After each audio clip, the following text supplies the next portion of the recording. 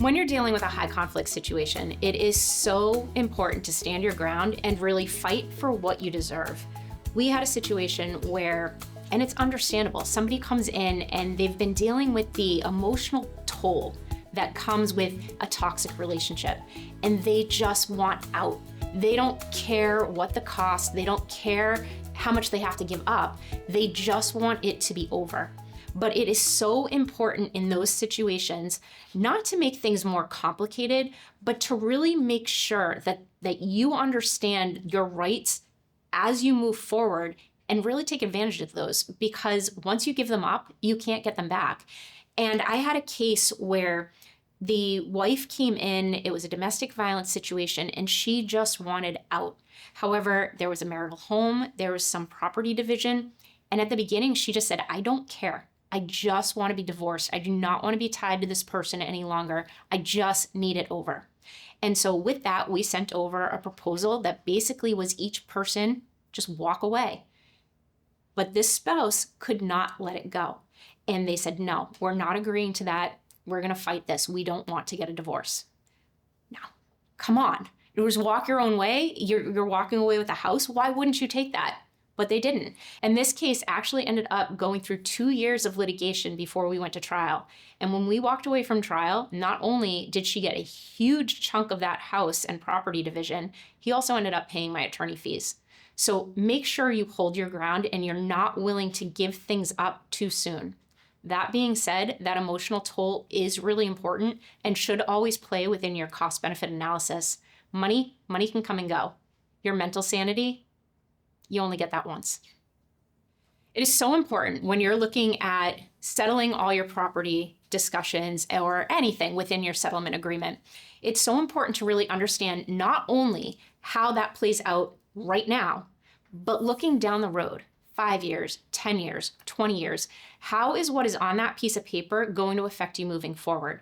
We've had so many people come back and say, I got divorced 2-3 years ago and I just don't think it's fair. I rushed into something. I feel like I shouldn't have signed it. And unfortunately, we have to give the bad news a lot of times that, especially in relation to property divisions, you can't change that once you enter it. And if you've entered into a bad decision, that rides with you. And it's almost impossible to go back and change it. So getting it right the first time is so incredibly important. In Massachusetts, where property divisions are the magic words of survives the divorce, that means that you cannot go back in to change them. And we've had people that they don't understand that, and they think, oh, if I just agree to this right now, what the other side is asking, because I want to be done with the process, I can come back in later and change it. And we have to say that's just not true. Like, whatever you enter into right now, it's so important to understand you cannot come back. So we've seen it time and time again. If people agree to pay a higher amount than the child support guidelines, and when you do that, you're opening up the door where it can be very difficult to modify it. We understand the need sometimes of finishing and being done and having it be over and feeling as though the other side is negotiating in an unreasonable manner. We, as that's our job, can really advise our clients on when we feel that's happening and what needs to be done in order to strategize to make sure that we get you out as efficiently and effectively as possible, but while still protecting your rights and making sure you don't land into a situation where 5 years down the road, you're going to look back and say, why did I do that? And that is why it's really important to understand what the settlement you're entering into today will look like 5, 10, 15 years down the road as well. So within a high conflict divorce, it is really important to have somebody who can be your voice. If you've been the person who has been taken advantage of, and I like to say in our firm, we represent the underdog. We represent the person who needs help advocating for themselves. And I've seen people, and unfortunately, when people get up and represent themselves, a lot of times, if the other side is high conflict, they will start throwing everything imaginable at you about your character, about who you are as a person, about what you do, and a lot of it ends up being lies. And when that's happening, it's very easy, if you're representing yourself, to react emotionally. And then what does the judge see? The judge sees somebody who's basically losing it in front of them, who's saying, this isn't true, and getting all upset.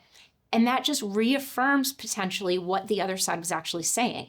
So if you can remove the emotion, and this is where having an attorney who can stand up and relay your story in a way that lets the judge actually hear it, actually understand it, actually feel it. When you can do that effectively, it doesn't matter if the other side is throwing the kitchen sink at you. What's important is for the judge to hear what they need to hear in order for you to get that result. And oftentimes it's not coming back after every allegation that was thrown at you. Oftentimes it's easy to say, you heard all that? That's just not true. Let me tell you what the true facts are and why we believe that what we're looking for is in the best interest of the children and equitable between the parties. And laying that out in a rational way that makes a judge truly understand what's going on is so incredibly important. And that is how we get our clients the best results possible. Although it can be incredibly tempting to just want to get out of a high conflict situation, understand that the high conflict is not likely going to end just because your case is over. Making sure that you have the processes in play, that you've done enough work on yourself, that you've had that advocacy to ensure that your future is set up despite that person being high conflict, that is the best way to go. So if you are in a situation where you're afraid that because of your high conflict spouse that you might not get the best result, feel free to call us. We'd love to work with you and strategize on your case to ensure that your future is one that's happy and peaceful.